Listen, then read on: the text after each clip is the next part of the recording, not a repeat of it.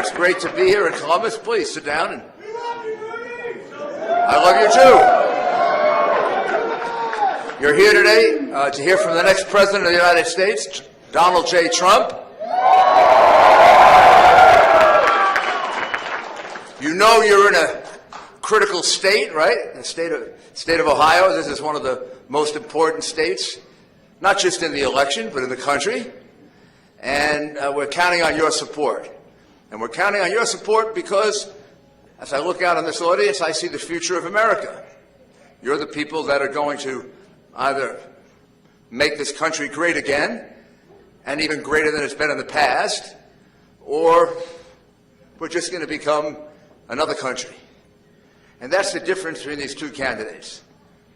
She wants us to just be another country. If you take a good look at her WikiLeaks revelations, what they have done for me, no surprises.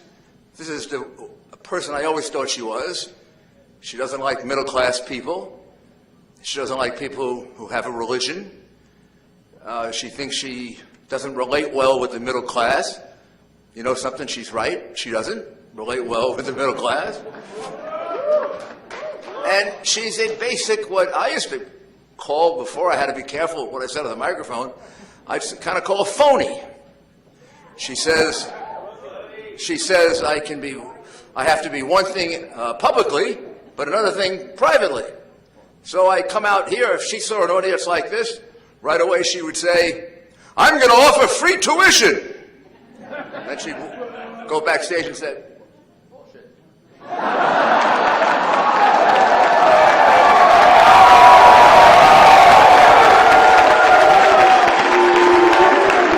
Now, instead you have a candidate, he's going to tell you exactly what he can do. He can make sure that you graduate into an America that has jobs.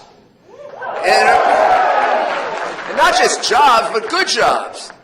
Because his whole economic program is geared for one thing and one thing alone, to produce many, many more jobs in the United States, to produce jobs that create good careers, that produce jobs that take your education and make your education worth what you had to put into it, not just in terms of money, but in terms of time and effort.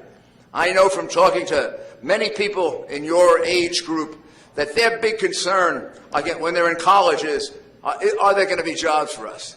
And then I know from many that there aren't that many jobs, and there aren't particularly good jobs, and jobs that give you a future. And there's a reason for that. There's a reason why over the last 8 years, America's jobs really haven't grown, and why Americans are making less money now. Many of them are making less money now than they were 8 years ago. And the reason is that we've been following the wrong economic policies. And he's going to put in place the right economic policies. He's going to put in place economic policies, first of all, that reduce taxes from 35% to 15% on businesses. Now you say, okay, well, that's giving a break to businesses. Well, first of all, that's all businesses, big ones and small ones. And when you reduce taxes from 35% to 15%, you know what happens? A lot of those businesses that took your jobs away, that went to Europe or went to Mexico or went to Asia, those jobs come back here to America. And they come back here into America in a big way. Now, if you are going to charge them more, which is what she's going to do, you're going to drive more of them out. And we're going to have less jobs.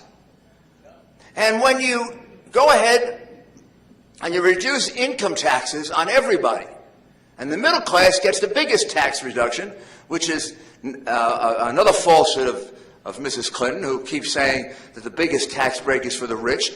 Everybody gets a tax break, which means everybody gets a little bit more money in their pocket, and the middle class people get the most. Now, you know what that does? That money gets spent. When that money gets spent, then the places where it's spent, they have to hire more people. And we have more jobs, which is what we don't have now. And when you take what her husband called is a crazy, stupid program, Obamacare, Bill Clinton called it that. He always did know something about the economy. He may not know something about a lot, but he knows something about the economy. He's right. Obamacare is a stupid program. Premiums are going up in some places 60 and 70%. And with deductibles that are so high that you'd have to be so injured to even use it up, probably you might not even be alive. Well, we have to fix that. That's another reason we don't have that many jobs, because a lot of businesses are now trying to use part-time workers. They're trying to use independent contractors, so they don't have to pay the 67%, 70, 80% higher health care cost that they're required to pay under Obamacare. That kills jobs. Doing away with Obamacare means more jobs for you. And finally, and most importantly, he'll be out there renegotiating the trade deals. Let me explain to you, which robbed Ohio of so many jobs. Let me give you one example and tell you the whole difference. If you make a car in the United States, if you make the car in Ohio or Michigan or Wisconsin or you pick the state, you make a car in the United States and you send it to Mexico, they charge a 20% tariff on our car. When you make the car in Mexico and you bring it to the United States, they charge no tariff. Now, is that fair? No. It has to be done away with. If they're going to charge a tariff, we charge a tariff. If they're not going to charge a tariff, we're not going to charge a tariff. And that's how we'll get more jobs back for you. So, the person who's going to do all this has to be a person who understands business. It has to be a person who is independent, doesn't have all those special interests hanging around and paying them money and owning them. She is completely owned, as we have found out from all these things that have come out, by the special interest. That person is the person who's going to be out here in a few minutes, Donald J. Trump, and he's going to be the next president of the United States. Thank you.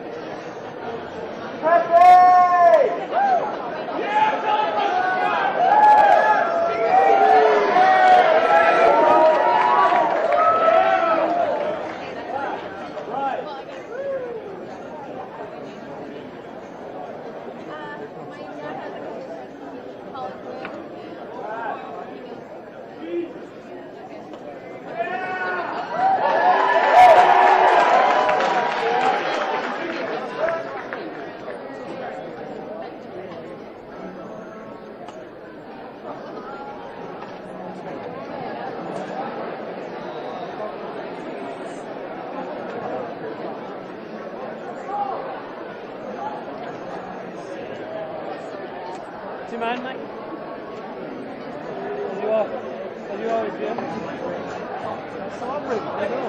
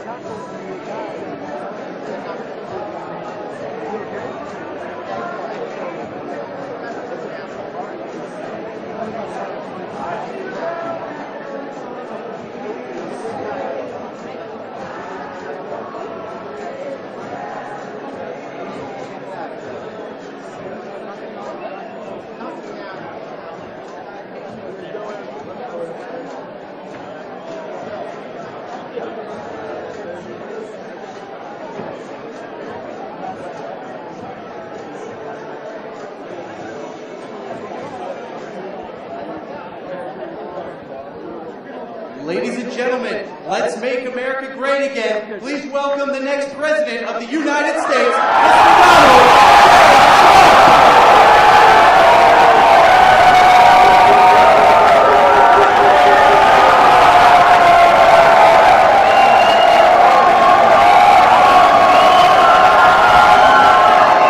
Thank you very much. Wow. Look at all these young people.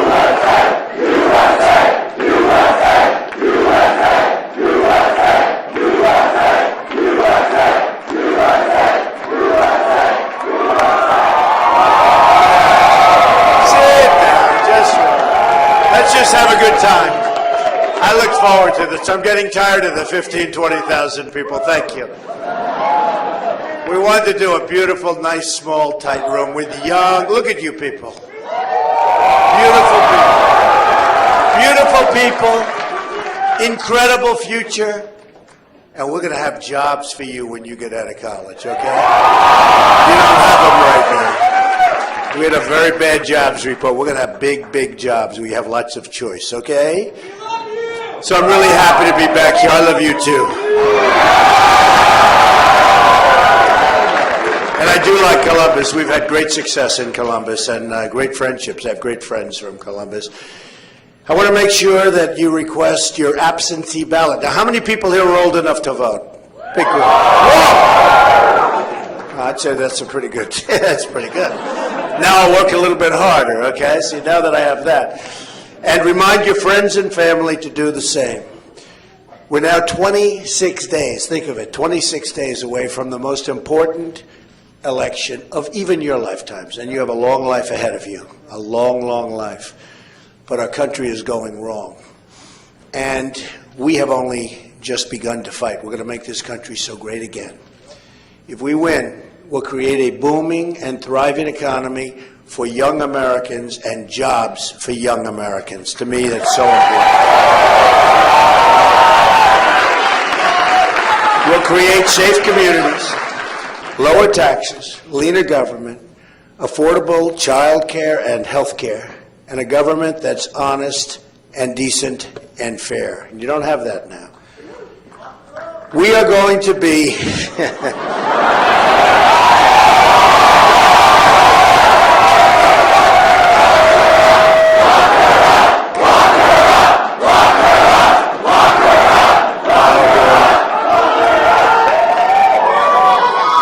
So young and so jaded already. But you understand life, I'm impressed. You understand life at a young age. We are the campaign of change, you know that? We will deliver jobs, opportunity, and justice for future generations, your generations. We will, better believe it. I've wanted this race, and you know that, to be about the issues. We won by everybody's account the other night. We had a debate with Crooked Hillary. And we won that debate. I mean, I'm not saying that's what everybody's saying, and I felt that we won the debate. Remember when she walked in front of me, and I stood, and here's my podium, and here's my chair, and I'm standing, and she walks right in front of me. And then the next day, she stood, answering a question, right? And she was right here, and I was right here, never moved.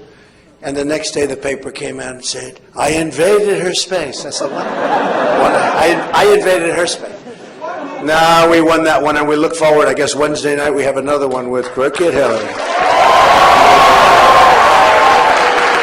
And by the way, I don't know if you know, the big Wall Street Journal NBC poll just came out in Ohio. Oh, we're only one up.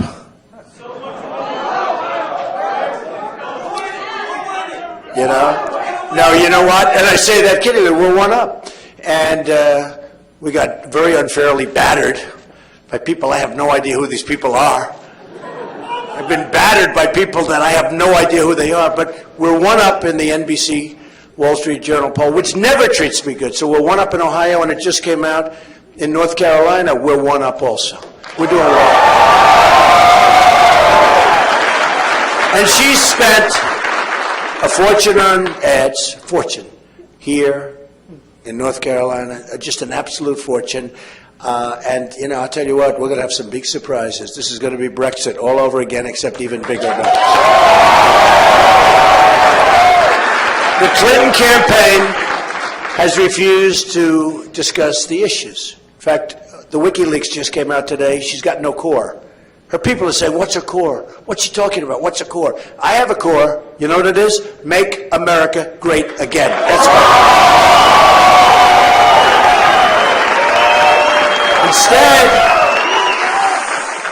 Instead of the issues, they've slandered and libeled me with false accusations. But we will not let these lies distract us from our campaign. And it's a campaign of truth. It really is. In an earlier speech today, I addressed the fact that I was falsely accused. And I think possibly some of you have seen it or watched it. It's a disgraceful thing that you can be on the front page of the failing New York Times, and it is a failing newspaper. It's third-rate people, I'm telling you, third-rate bad people, sick people. I was on the front page. I think I had 3 stories on the front page today. 3. Whoever heard of 3? Boom, boom, boom. I guess it sells newspapers, unfortunately, but don't worry, because the paper's going out of business. It's only a question of when. But it's the failing New York Times, and they're inventing false claims without any evidence, no witnesses, no nothing. An act that supposedly years and years ago. I never met these people. I don't even know who they are. They're made-up stories, filed right before the election. Right before the election. I wonder if that had anything to do with this, right? It's a disgrace. I really mean it's a disgrace. I want to talk about policies affecting our lives, but I did want to mention that we did spend some time talking about that today. It just came out. The sad part is we don't talk about WikiLeaks because it's incredible, but WikiLeaks just came out with a lot of new ones. And it would be wonderful if these very dishonest people back there would talk about it. It would be wonderful. It would be wonderful. They don't want to talk about it because they want her in there because they perpetuate. But these are very, not all, but a big percentage, very dishonest people. In fact, the reason I was late to the podium was because they weren't ready. We waited for them.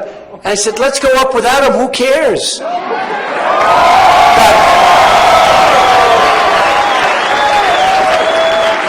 But my people said, no, we should wait till the press is. So I'm sorry to keep you waiting, but it's their fault, not mine. Right now, our government has been taken hostage by global special interests that will stop at nothing to drain every last ounce of wealth from this country for their personal benefit. You're going to see it.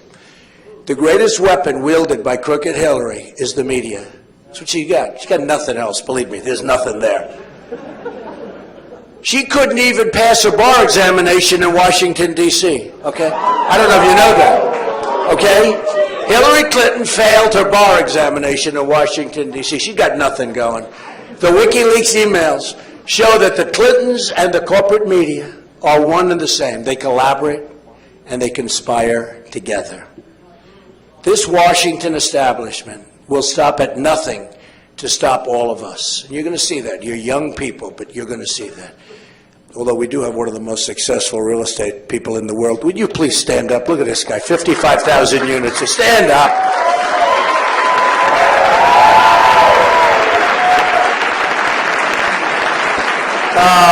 Great real estate man, actually. One of the best in the country. It's good. And from these parts. It's very good. I'm proud of you.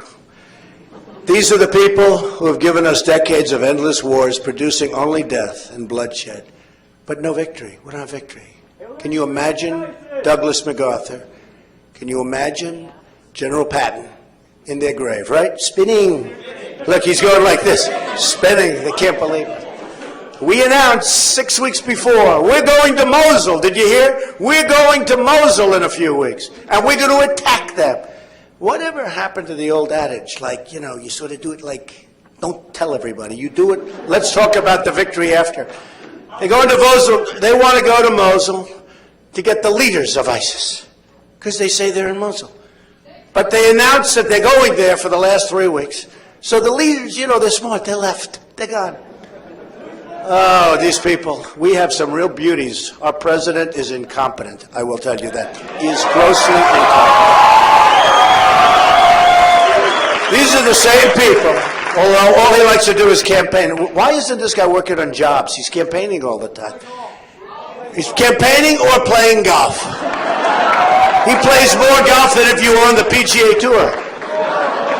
These are the same people who have flung our doors open for radical Islam, putting us on the same path to France and to multi-generational struggles with violence and extremism embedded in our communities. You see what's happening. Take a look at France, take a look at Germany, take a look at certain parts of Sweden, take a look at areas. You don't want to go there. These are the people who've allowed violent international cartels to invade our country and prey on our most vulnerable citizens. And they are vulnerable. Victims like Marilyn Ferris, raped by an illegal immigrant with a lengthy criminal record and beaten to death viciously with a hammer, wasn't supposed to be in our country. Should never have been. They didn't want to put them out. These are the people who have let our drugs pour, and let just drugs. Drugs are pouring into our country from the southern border. And they're poisoning our children. Hopefully they're not poisoning you.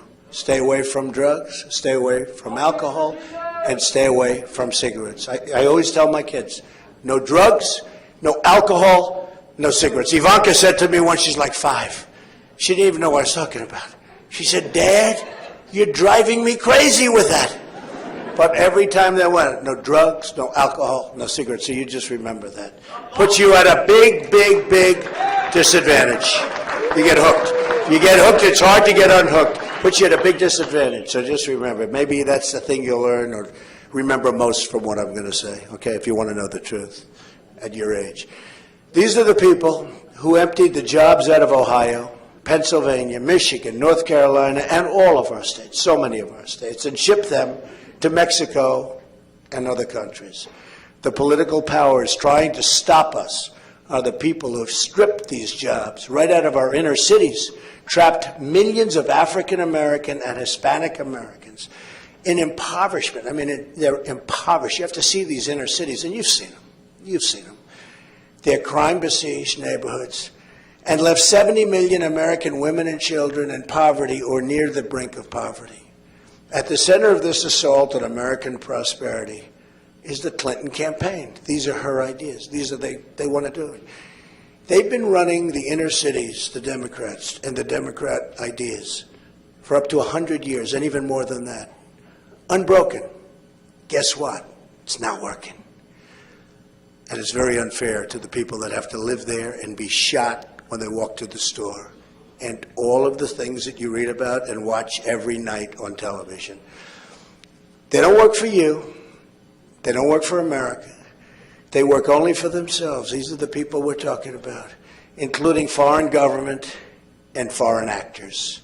Hillary Clinton is a criminal who destroyed 33,000 emails after a congressional subpoena was issued.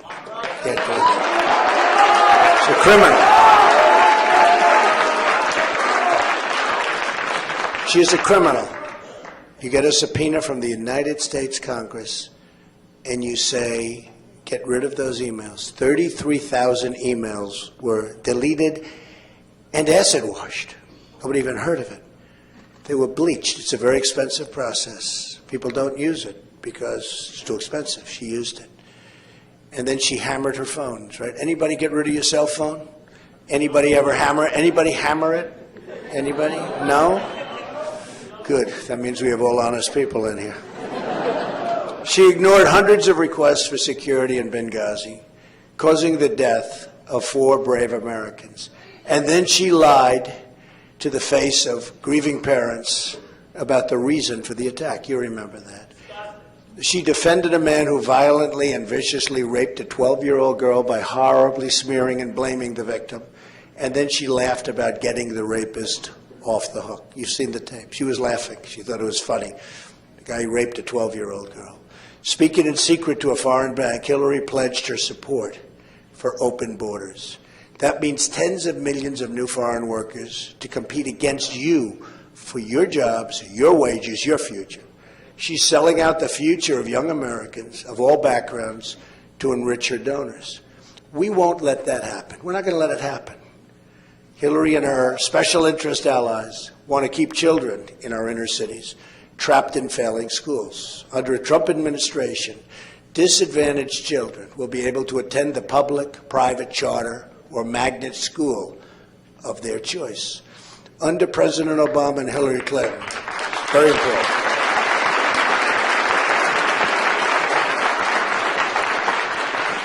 And we'll also get rid of Common Core and bring education.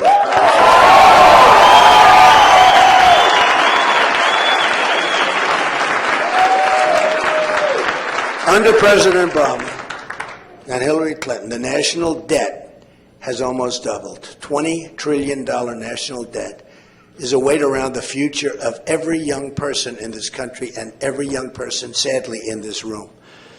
It would require $120,000 from every millennial in the country to pay it off. Anybody have $120,000?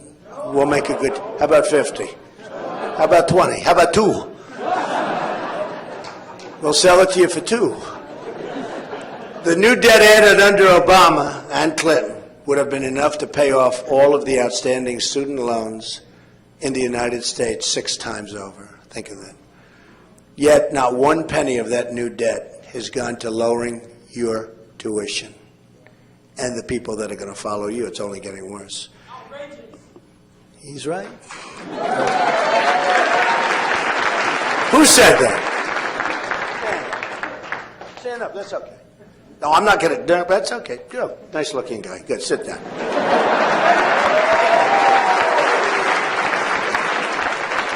We made him a little nervous when I said stand up. He's a good guy. The share of 16 to 28-year-olds not in the labor force has increased to 45% during the Obama administration. Tremendously bad things are happening. In the Trump administration, we will work every day to make America great again for everybody, including millennials. First, we will lower the cost of college and solve the student loan crisis. It's a crisis, very unfair. The biggest crisis is you graduate, you do well from great colleges, like where we are right now, great colleges. But you graduate, you do well, you're proud of yourselves, your parents are proud of you, there are no jobs. There are no jobs, no good jobs. Tuition at public 4-year institutions was 40% higher in the last school year than it was 10 years ago. In all, Americans owe $1.3 trillion in their student loans. Think of that, $1.3 trillion. More than auto loans, credit card debt, home equity. I mean, nationwide, you're talking about the biggest factor. Students should not be asked to pay more on their loans than they can afford. And the debt should not be an albatross around their necks for the rest of their lives. And that's what we're going to work that out. We're going to work it out, folks. We're going to work it out. It'll be a negotiation. You know that. Everything's a negotiation, but the art of the deal. We're going to work it out. We're going to work it out big league. But it's very unfair. You graduate from college and you're starting with like an anchor around your neck. No good. It's no good. Not fair. That's why under my student loan program, we would cap repayment for an affordable portion of a borrower's income 12.5%. We'll cap it. That gives you a lot to play with and a lot to do. And if borrowers work hard and make their full payments for 15 years, we'll let them get on with their lives. They just go ahead and they get on with their lives. Because it's very, very hard for young people. It's probably the question I get more than any other question outside of defense which is catastrophic, what's going on with our, how badly we treat our veterans, how badly we treat our military folks. But I get asked so much about student loans and young Americans deserve the same deal as federal workers. So we will equalize treatment so everyone can start saving for their families in retirement by the time they're 15 years out of college. So start counting, 15 years. In addition, I will take steps to push colleges to cut the skyrocketing cost of tuition. It's happening. It's happening. Very unfair. Because students are like a conduit. They get the money, they give it, they get, and there's not enough incentive for these colleges to cut. And the costs are going up mammothly, much more so than other businesses and industries. And I fully understand why. We're going to do something about it. If the federal government is going to subsidize student loans, it has a right to expect that colleges work hard to control cost and invest their resources in their students. If colleges refuse to take this responsibility seriously, they will be held accountable, including by reconsidering whether those with huge endowments deserve to keep those endowments tax exempt. We have a lot of power over the colleges. And they're not doing the job of cost cutting because they don't have the incentive to cost cut. Because you're paying for it. Because you're paying for it. Some schools are paying more to hedge funds and private equity managers than they are in spending, and this is true, than they are spending on tuition and tuition assistance, while taxpayers are guaranteeing hundreds of billions of dollars of student loans to pay for rising tuition costs. We want universities to spend their endowment on their students, not themselves. We have to take care of our students.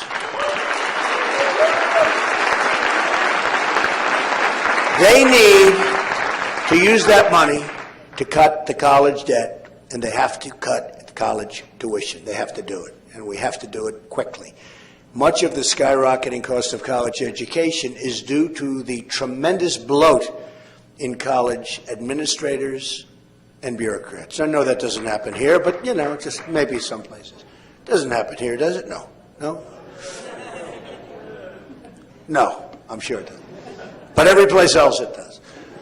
According to the Department of Education, the number of college administrators is up more than 60% since 1993, 10 times the increase in tenured faculty positions. Federal regulations are responsible for much of this administrative bloat, and it is bloat. Vanderbilt University estimated that it spends $150 million per year, 11% of the university's budgets, to comply with government regulations. Big problem. Regulations in this country, a big problem. And by the way, I'm cutting your taxes, big league, massive. Hillary is increasing your taxes. So when you get out and when you get those good jobs, you're also going to be paying, if I'm president, a lot less taxes. She's going to increase your taxes very substantially. As president, I will immediately take steps to drive down college costs by reducing the unnecessary cost of compliance with federal regulations so that colleges can pass on the savings to students in the form of lower tuition. I will also make it a priority to protect students' rights to free speech on campus. Do you want free speech? You'll have it.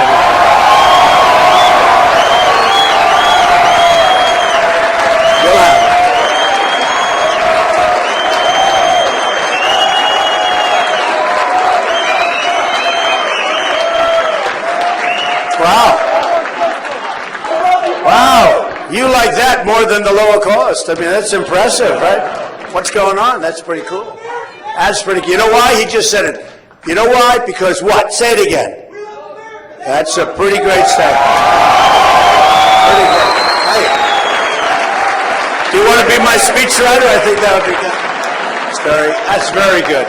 That's very, very good. That's true. We love America. We want our country to be healthy again. We want to make America great again. That's been our whole theme, and we want to do that. But that's really well said, I want to tell you. Stand up. Let me see you. Wow.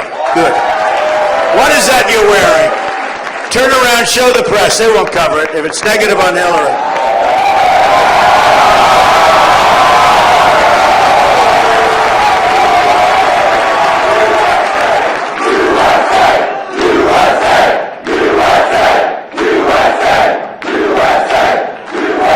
That's great. That's great. Thank you very much. Great.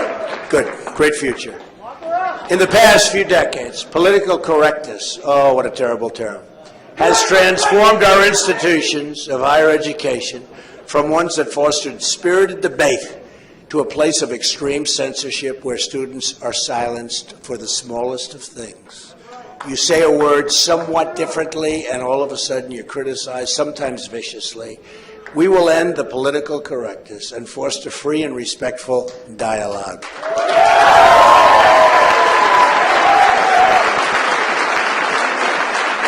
We also have to recognize that traditional four-year degrees and programs are not the only path to a good job and a good career. We understand that. We will fully support schools that allow people to learn skills and practice a trade so young people can have access to the education that's right for them. For instance, when I was in school, we had some students that were horrible students. But man, could they fix an engine of a car, or they could fix things that were so much better than anybody else. They had a great ability for mechanics, for machinery, for operating bulldozers, a much greater ability than others that had straight A's in physics and math and all of the other subjects that we all take.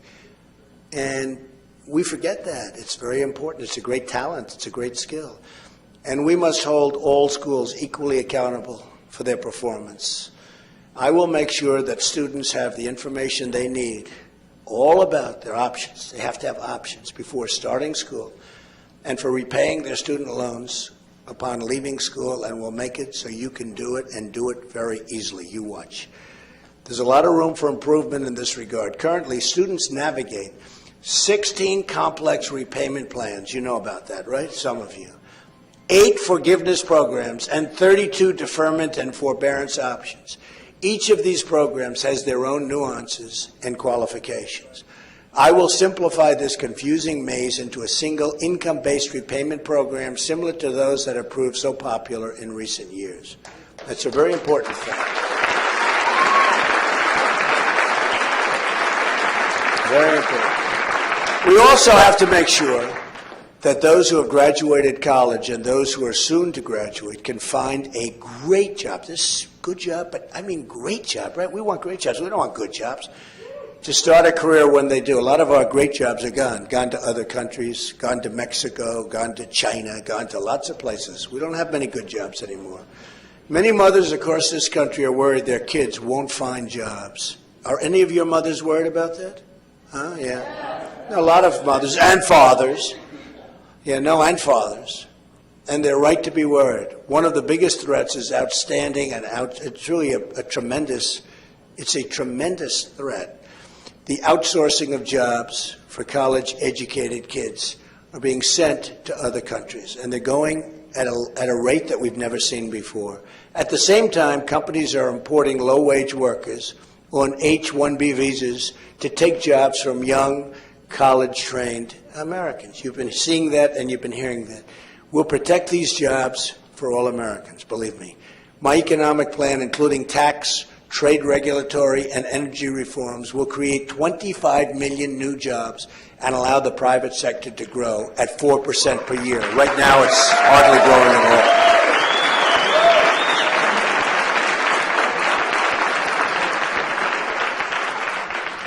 Crooked Hillary Clinton is going to increase taxes incredibly, unbelievably, a tremendous amount, while we cut taxes massively. Tremendous difference. Our plan includes reforms to protect and expand the sharing economy. Startups like Uber that have managed to provide great services for consumers and to consumers. In some cases, I'm hearing little other things. We'll have to check that out. Do you like Uber? Does everybody like it? And create lots of jobs in the process. Finally, and most importantly, the foundation for a new prosperity will be rededication to the constitutional rule of law.